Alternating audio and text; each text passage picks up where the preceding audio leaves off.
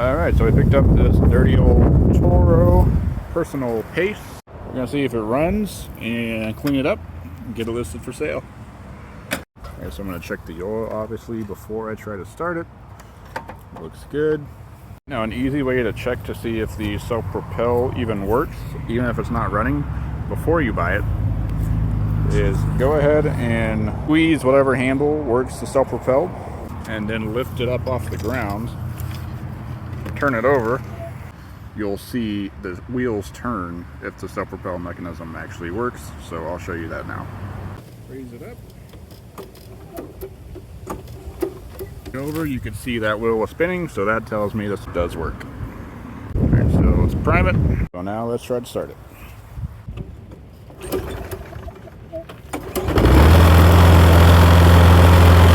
So this is the degreaser I use. It's Zep Fast 505 degreaser. Completely forgot I have one of these that's filled up with old gas. I have to take to the recycling center, and I almost put it on my mower. So let's label that.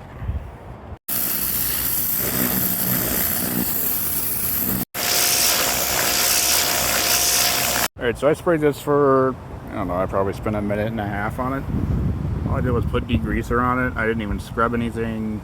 I just let it set for a couple minutes and then used a pressure washer and got that all cleaned, and I mean, it did a pretty good job. So I'll show you what the finished product looks like. Alright, well that's drying. I'm just going to put a new air filter in here because that is terrible. And we're going to change out the spark plug, give it an oil change. Also going to give the blades a sharpen. Well, blade. Right, so I just let the bag finish drying in the sun, and look how freaking clean that looks. That looks nice, and that's going to add a lot of value. I got it all cleaned up. I'm going to take some pictures. Might list it for $200 and take an offer. So we'll see what happens. About 140 bucks on it. I'll take that any day. Follow for more.